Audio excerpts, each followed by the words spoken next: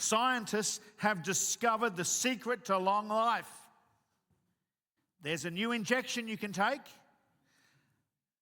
that if you inject it every week for life, you'll live to 1,000.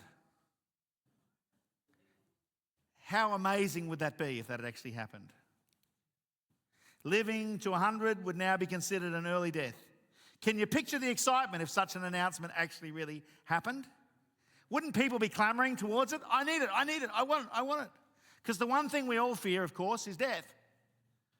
Well, maybe we don't all fear it, but it certainly is something that stirs some anxiety from time to time, doesn't it? The thought of death. People would be rushing to buy the treatment. Governments, of course, would start by putting it on the PBS. But, within 100 years or two, it might actually just be pay as you go. Who knows?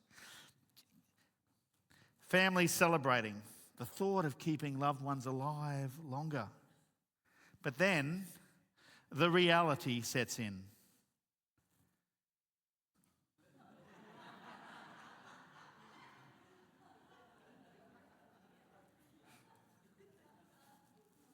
Sorry, I don't know how that got there.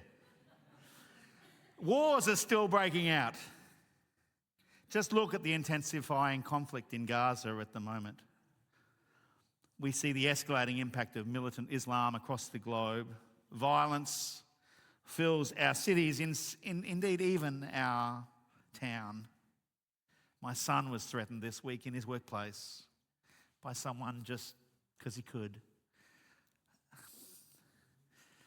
Greed still drives nations. Illness still takes us too young, and sin still ravages hearts.